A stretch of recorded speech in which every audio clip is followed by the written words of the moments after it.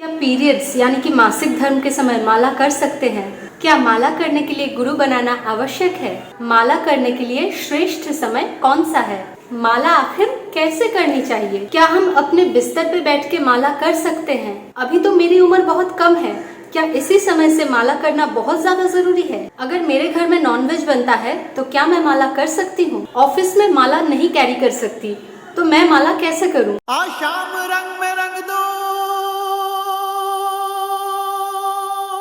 Radha Vallabh Shri Harivansh. Hare Krishna, Radhe Radhe to all the devotees. माला करने को लेके उठते हैं बहुत सारे प्रश्न। स्पेशली मैं खुद जो प्रश्न बहुत ज्यादा फेस करती हूँ वो ये है कि इतनी कम उम्र में भक्ति करने की और माला करने की क्या जरूरत है।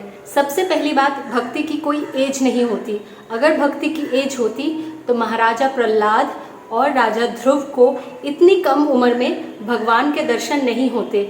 उन दोनों के लिए ही भगवान खुद चलकर आए थे उनकी रक्षा करने और उनको दर्शन देने। तो इसी वजह से इस बात का वेट बिल्कुल भी ना करें कि कब हम बूढ़े होंगे और एक्चुअल में भक्ति की एज आएगी तब हम भक्ति करेंगे, क्योंकि किसे पता है आप शायद उतनी उम्र तक जिंदा ही ना रहे और आपका किसी दूसरी योनि में जन्म हो जाए जहाँ पे आपको भक्ति करने का मौका ही ना मिले। क्योंकि अगर आप अपने इस जन्म में भक्ति का इनिशिएशन यानी कि शुरुआत करते हैं तो अगर इस जन्म में ना सही लेकिन इनिशिएशन तो हुआ, तो अगले जन्म में भी ऐसे किसी स्थान पे भगवान जरूर आपको जन्म देंगे जहां आप शुरुआत से ही भक्ति कर पाएंगे। तो इसीलिए भक्ति जितने कम उम्र से आप शुरू कर सके उतना ज्यादा आपके लिए ही अच्छा है। एक बात का खास ध्यान रखें, कलियुग में हरिनाम से अतिरिक्त और कुछ नहीं है जो आपको मुक्ति दिला सके, जो आपको भगवत प्राप्ति करा सके। क्योंकि कलियुग में हम संसार के बहुत सारे झमेलों में फंसे होते हैं और इतने सारे झमेलों में फंसे होने के बाद भी संसार में रहते हुए जब हम भक्ति करते हैं तो हरि यानी कि हमारे प्रभु हमसे बहुत ज्यादा खुश होते हैं। क्योंकि हम सबके लिए ये पॉसिबल नहीं है कि हम संसार की रिस्पॉन्सिबिलिटीज को त्याग के विरक्त मार्ग में चले और भक्ति करें।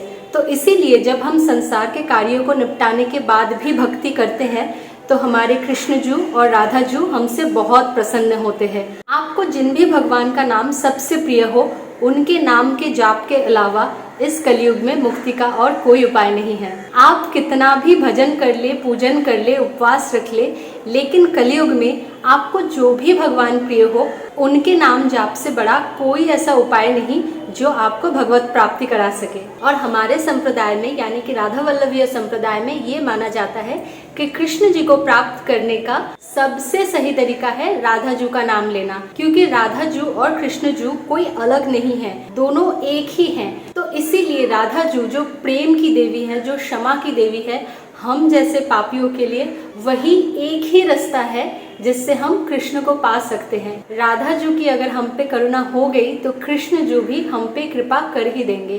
तो नाम जाप के लिए सर्वप्रथम आपको चाहिए एक माला, जो माला 108 मनके की होनी चाहिए। यहाँ मेरे पास जो माला है मैं आपको दिखाती हूँ।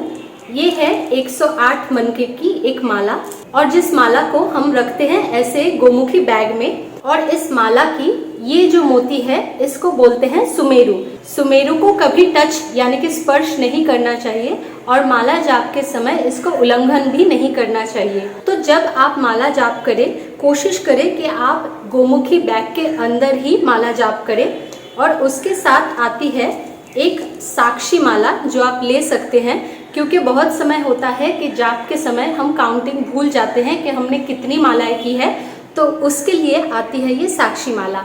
अभी आज मेरे 6 माला कंप्लीट हो गए हैं, तो इसके लिए 6 मन के इस साइड पे रखे हुए हैं और बाकी 10 मन के इस साइड पे हैं। तो माला करने का सबसे प्रथम रूल यही है कि माला को कभी भी अपनी तर्जनी यानी कि इंडेक्स फिंगर से टच ना करें। माला करते समय सुमेरु के बाद के मनके से ऐसे शुरू करें और राधा राधा राधा राधा राधा राधा कृष्ण कृष्ण कृष्ण कृष्ण कृष्ण कृष्ण ऐसे करके माला जाप करें।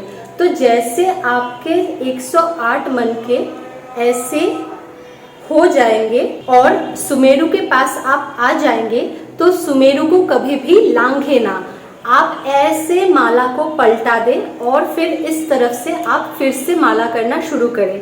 राधा राधा कृष्ण कृष्ण। मैं फिर से एक बार दिखाती हूँ। जब भी आप माला करते हुए फिर से सुमेरु के पास आ जाए, तब ऐसे सुमेरु को कभी भी आपको लांघना नहीं है। आपको बस माला को ऐसे पलटा देना है और फिर से आपको इस तरफ से माला करना है 108 मन के पूरे। माला का एक खास नियम ये भी है कि कभी अगर आपने 108 मन के कंप्लीट नहीं किए और बीच में ही आपको किसी से बात करनी पड़ी या उठना पड़ा इमरजेंसी में, तो वो माला आपकी काउंट नहीं होती। आपको फिर से वो माला शुरुआत से करनी है। माला को हमेशा गोमुखी बैग के अंदर ही रखें। गोमुखी बैग में एक सुविधा ये भी होती है कि इसमें हमारी तर्जनी को ऐसे बाहर कर ही दिया जाता है, तो किसी भी हालत में तर्जनी माला से टच नहीं होती। और उसी साथ साथ हमारी माला भी सबसे छुपी रहती है, क्योंकि गुरुदेव और सारे पूज्य जन हमेशा ये बोलते हैं कि भक्ति को सबके सामने ज़्यादा प्रकाश में नहीं लाना चाहिए। भक्ति जितनी भी हो उसको छुपा के रखनी चाहिए। जैसे हम अपनी सबसे महंगी चीज़ें जैसे अलमारी में छुपा के रखते हैं, भक्ति को उससे भी ज़्यादा हमें संभाल के छुपा के रखनी चाहिए। और आप जब माला कर रहे हो तो ये गोमुखी बैग को कभी भी अपने वक्षस्थल यानी कि चेस्ट से नीचे न लाए। तो जब भी आप माला करें, माला को ऐसे अपने वक्षस्थल से लगा के ऐसे माला करें। राधा राधा राधा राधा कृष्ण कृष्ण कृष्ण कृष्ण। जब आप माला नहीं कर रहे हैं, अगर आपने गोमुखी बैग को अपने गले में ऐसे पहन रखा है, देखिए मैंने यहाँ पे गांठ लगा रखी है, क्योंकि ये जो स्ट्रैप है ये काफ़ी बड़ी है, तो ये वक्षस्थल से नीचे आ जाती है मेरे, तो इसी वजह से मैंने इसको एडजस्ट किया हुआ है ताकि ये वक्षस्थल में ही रहे। और जो मेरे पुराने डिवोटी फ्रेंड्स हैं उनको पता ही होगा कि ये साक्षी माला मैंने हरिद्वार से ली थी इस बार। जब भी आपकी एक माला यानी कि 108 मन के संपूर्ण हो जाए, तब आप ऐसे साक्षी माला की एक मोती को ऐसे ऊपर कर दे। फिर दूसरी माला संपूर्ण होने पर दूसरा मोती ऐसे कर दे। साक्षी यानी एविडेंस। तो साक्षी माला इसी बात का प्रमाण है कि हमने कितनी मालाएं की हैं। तो ये दो मोती तो मैंने आप लोगों को दिखाने के लिए ऐसे किया था, तो मैं इनको फिर से अपनी जगह पे रख देती हूँ, क्योंकि मैंने आज सुबह से 6 मालाएं की हैं। बाकी मालाएं मेरी अभी भी करनी है मुझे। जब भी आप गोमुखी बैग में माला को भर के माला करने बैठे, कोशिश करें कि उस वक्त आपको कोई दूसरा काम ना करना हो। बहुत सारे लोग ऐसा करते हैं कि टीवी देखते हुए या मोबाइल चलाते हुए या किसी से बात करते हुए वो माला करते हैं। वो माला आपकी गिनी नहीं जाती। अगर आपको नियमों के अनुसार चलना है तो ऐसा बिल्कुल भी मत करें, वरना बहुत सारे लोग ऐसा बोलेंगे कि हम तो हर समय माला करते रहते हैं, कार्य करते हुए भी, बात करते हुए भी। ये आपका भाव है, लेकिन हमारे गुरुदेव का जो आदेश है कि किसी से भी बात करते समय या फिर टीवी देखते हुए, कुछ पढ़ते हुए माला हमें उस समय नहीं करनी चाहिए। माला एकांत में बैठ के अपना समय निकाल के, भले ही वो 5 मिनट हो, भले ही आप एक माला करें, लेकिन फिर भी वो एकांत में बैठ के शांत मन से किसी से भी बात ना करते हुए आप वो माला करें। माला करने का सबसे सही समय कौन सा है? अगर हमारे गुरुदेव की बात माने तो सबसे सही समय है ब्रह्म मुहूर्त। ब्रह्म मुहूर्त में उठ के आप स्नान आदि कर ले और उसके बाद आप अपनी माला करने बैठ जाए। लेकिन सिंस हम सब कलयुग में वास कर रहे हैं, तो हम सबके पास ना इतना टाइम होता है, ना हम ब्रह्म मुहूर्त में उठ पाते हैं, अपना शेड्यूल मैनेज कर पाते हैं।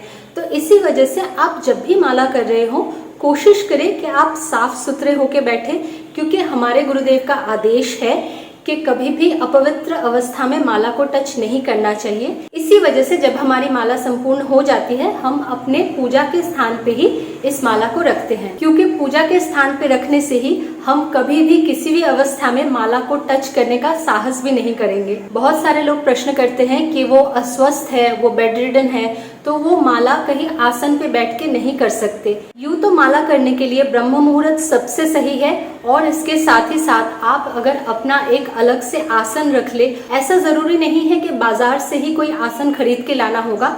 आप किसी साफ सुथरे कपड़े को अलग से अपने लिए रख दें, उसको बिछा के ही आप माला करने बैठे। ये तरीका सबसे सही है। लेकिन अगर आप बेड रिडन हैं, आप अस्वस्थ हैं, ऐसी परिस्थिति नहीं है आपके घर में कि आप अलग कहीं पे आसन लगा के बैठ सको, तो फिर आप अपने बेड पर ही माला करना शुरू कर सकते हैं। क्योंकि देखिए, हरि नाम लेना बहुत ज़्यादा ज़रूरी है किसी भी हालत में, किसी भी रूप में। तो आप वहीं से शुरू करें। अगर हरि की कृपा हो तो सब कुछ धीरे धीरे सुधर ही जाएंगी। माला करते समय अपने रीढ़ की हड्डी को हमेशा सीधी रखें। कभी भी बहुत ज़्यादा ऐसे बेंड होके या फिर ऐसे रिलैक्स होके आप माला ना करें। जो लोग नॉनवेज खाते हैं और इस बात को लेके कंफ्यूज्ड हैं कि क्या वो माला करना शुरू कर सकते हैं, उनके लिए मैं बताना चाहूँगी अलग अलग संप्रदाय के अलग अलग नियम हैं। हमारी संप्रदाय में मनाही है, जो लोग नॉनवेज खाते हैं उनको माला करनी नहीं चाहिए, लेकिन आप नाम जाप कर सकते हैं। आप कोई भी परिस्थिति में हो, कैसे भी इंसान हो, आप नाम जाप कर सकते हैं मन ही मन में। माला करने की मनाही हमारे संप्रदाय में है। अगर आपका संप्रदाय आपको अलाउ करता है नॉनवेज खाने पर भी माला करने की, तो आप कर सकते हैं। क्योंकि जैसे मैं बार बार बोलती हूँ कि हरिनाम का जाप करना, शुरुआत करना ये ज़्यादा ज़रूरी है। क्या मासिक धर्म या पीरियड्स के समय हम माला कर सकते हैं? इस बात पे फिर से हमारे संप्रदाय वाली बात आ जाती है। और हमारे राधा वल्लभीय संप्रदाय में गुरुदेव बार बार बोलते हैं कि जब पीरियड्स यानी कि मासिक धर्म चल रहा हो महिलाओं का, तब आपको माला को स्पर्श नहीं करना चाहिए। आप मन ही मन जाप कर सकते हैं। इस बात पे अगर आप थोड़ा सा टेक्निकली भी सोचें, जब एक महिला मासिक धर्म से गुजरती है, उसके शरीर में बहुत ज़्यादा कमज़ोरी और बहुत सारी ऐसी असुविधाएं होती हैं जो बोलकर ऐसे समझाई नहीं जा सकती। तो उस समय माला लेके जाप करने बैठना, ऐसी रीढ़ की हड्डी ऐसे स्ट्रेट रख के और दूसरी चीज़ें, तो वो थोड़ा सा डिफ़िकल्ट हो सकता है, क्योंकि उस समय महिलाओं को बहुत ज़्यादा रेस्ट की ज़रूरत होती है। तो इस वजह से आप उस समय कोशिश करें मन ही मन नाम जाप करने की। अगर हम किसी इंस्टीट्यूशन में भर्ती होते हैं तो हम उसके ही रूल्स को फॉलो करने की कोशिश करते हैं। एग्जैक्टली इन सेम वे जब हम भक्ति के लिए किसी संप्रदाय के अंतर्गत होते हैं तो हम उस संप्रदाय की जो मान्यता है, जो रूल्स है, उसी को फॉलो करने की कोशिश करते हैं। क्या माला करने के लिए गुरु बनाना या दीक्षा लेना ज़रूरी है? नहीं, माला करने के लिए दीक्षा लेना या गुरुदेव बनाना बिल्कुल भी ज़रूरी नहीं है। किसी भी उम्र में, किसी भी समय आप माला करना शुरू कर सकते हैं बिना किसी गुरु दीक्षा के या गुरुदेव की अनुमति के। जपमाल यानी कि जाप करने की माला हमें कहाँ से मिलेगी? पहली बात, मैंने जो अपनी ये जाप माल खरीदी थी वो मैंने कोलकाता के इस्कॉन टेम्पल से खरीदी थी। और ये जो गोमुखी बैग है वो भी मैंने इस्कॉन टेम्पल से ही खरीदी थी। सिर्फ ये साक्षी माला मैं लास्ट टाइम हरिद्वार से लाई थी। तो अगर आपके घर के आसपास कोई भी इस्कॉन टेम्पल नहीं है और आपके लिए मायापुर या फिर वृंदावन धाम जाना भी पॉसिबल नहीं है जाप माल लाने के लिए, एक ऑप्शन बहुत ज़्यादा इजीली अवेलेबल है। आजकल हम सब लोग ऑनलाइन शॉपिंग करते ही करते हैं, तो अमेजॉन, फ्लिपकार्ट, किसी भी साइट पे आपको जपमाल मिल जाएगी। एक बात का खास ध्यान रखें, अगर आप अभी भी नॉनवेज खाते हो और आप माला जाप करना चाहते हो तो आप तुलसी की माला बिल्कुल भी मत लेना। दूसरी लकड़ियों की भी माला मिल जाती है जपमाल, वो आप ले लेना। जैसे बेल की मिलती है, नीम का मिलता है, वो मालाएं आप खरीद सकते हो। और कृष्ण जी और राधा जी की कृपा से आजकल इंस्टाग्राम, फेसबुक, ऐसे सोशल मीडिया पे बहुत सारे ऐसे डिवोटीज हैं जिन्होंने अपने अकाउंट से जाप माल, कंठी माला, गोमुखी बैग ये सब सेंड करना शुरू किया है बहुत ही कम शिपमेंट चार्जेस में। तो अगर आपको कहीं से भी किसी भी तरह नहीं मिल रहा है जाप माल, कंठी ये सब, तो आप अपने सोशल मीडिया हैंडल से भी वृंदावन या मायापुर धाम से जाप माल, साक्षी माला, गोमुखी बैग, कंठी ये सब मंगवा सकते हैं। 2-3 चीज़ों में थोड़ा बहुत मतभेद हो सकता है, तो इसीलिए अगर आपने गुरु नहीं बनाया है अभी तक और गुरु दीक्षा नहीं ली है, फिर भी आप माला करना शुरू कर सकते हैं। माला जाप के बाकी सारे नियमों के साथ एक बेसिक रूल मैं हमेशा फॉलो करती हूँ, जो कि हमारे संप्रदाय से ही बोला गया है। जब हम माला कर रहे हैं, अगर हमारी सारी मालाएं एक बार में ख़त्म नहीं हुई है, जैसे यहाँ पे मैंने 6 मालाएं की हैं, बाकी 10 मालाएं मुझे करनी बाकी है, तो मैं अपना शेड्यूल ऐसे ही मैनेज करने की कोशिश करती हूँ कि अगर बीच में मैं शौच आदि के लिए गई हूँ तो फिर मैं फिर से स्नान करके ही अपने माला को टच करती हूँ। जैसे मैंने आज सुबह स्नान आदि और पूजा करके ही इस गोमुखी बैग और माला को टच करके ये वीडियो मैं अभी बना रही हूँ। तो अगर मैंने बाकी की 10 मोतियाँ यानी कि 10 मालाएं अभी संपूर्ण कर ली फिर ठीक है, लेकिन अगर मैं व्यस्तता के कारण अभी नहीं संपूर्ण कर पाई और बीच में मुझे शौच आदि जाना पड़ा, तो फिर मैं दोबारा से स्नान करती हूँ और उसके बाद ही बाकी मालाएं कंप्लीट करती हूँ। वैसे तो हमारे संप्रदाय में 2 बार स्नान करने का नियम है ही, तो इस वजह से वो मेरा शेड्यूल में ही मैनेज हो जाता है। बहुत सारे लोगों को भक्ति अपने शेड्यूल में मैनेज करने में बहुत मुश्किल होती है। एक बात आप ध्यान रखना, आप थोड़ा थोड़ा करके शुरू करो, क्योंकि जैसे गुरुदेव बोलते हैं ना कि जब हम अपना एक पाँव बढ़ाते हैं कृष्ण जी की तरफ, तो कृष्ण जी 1000 पाँव बढ़ाते हैं हमारी तरफ। तो आप थोड़ा करके प्रयत्न तो करो, थोड़ा करके शुरुआत तो करो। आप जितने भी बिजी हो, आपको टाइम मिल ही जाता है इंस्टाग्राम स्क्रॉल करने का, फेसबुक स्क्रॉल करने का, और दूसरी पीएनपीसी वाली जो बातें हैं, मतलब पर निंदा पर चर्चा, ये सब करने का फ़ोन पे। तो आप उन सब को साइड में रख के पहले ये सोचो कि मैं बाद में ये करूँगा, मैं पहले माला कर लेता हूँ। तो इसी तरीके से जब आप थोड़ा थोड़ा करके प्रयत्न करते हो तो कृष्ण जी और राधा जी भी आप पर कृपा करते हैं। जिन लोगों को रोजाना स्कूल, कॉलेज, ऑफिस ये सब अटेंड करना होता है और वो माला अपने साथ कैरी नहीं कर सकते, उन लोगों के लिए ये है काउंटर, ये आप कैरी कर सकते हैं। ये बहुत छोटा सा एक डिवाइस होता है, ये आपको अमेजन, फ्लिपकार्ट जैसी दूसरी ऑनलाइन साइट्स पे मिल जाएगी। और जैसे मैंने बोला, आजकल बहुत सारे डिवोटीज ऐसे हैं जो लोग ऐसे काउंटर्स भी सेंड करते हैं बहुत ही कम शिपमेंट चार्जेस में। तो काउंटर को आप ऐसे अपने इस उंगली में पहन लें और उसके बाद मैं ऐसे नाम जाप करती हूँ, राधा राधा राधा राधा राधा। जितनी बार आप नाम जाप करें उतनी बार काउंटर के इस बटन को आप प्रेस करते रहें ताकि यहाँ पे नंबर्स आते रहें। और इस छोटे से काउंटर पे आप कहीं भी हो, आप अपना जाप संपूर्ण कर सकते हैं।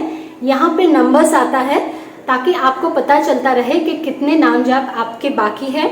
और आखिर में जो सवाल मैं सबसे ज़्यादा फेस करती हूँ जब मैं माला करती हूँ, तुम माला क्यों कर रही हो? इतनी छोटी उम्र में माला करने से क्या मिलेगा? मैं माला क्यों कर रही हूँ?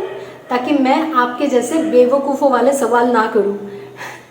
ये कलयुग है और आप अगर कृष्ण भक्त हैं, आपको हर समय हर जगह सबको समझाने की ज़रूरत नहीं है। तो आशा करती हूँ जिन जिन लोगों ने अभी तक माला करना शुरू नहीं किया है वो बहुत ही जल्दी माला करना शुरू करेंगे। राधा वल्लभ श्री हरिवंश। हरे कृष्ण, राधे राधे।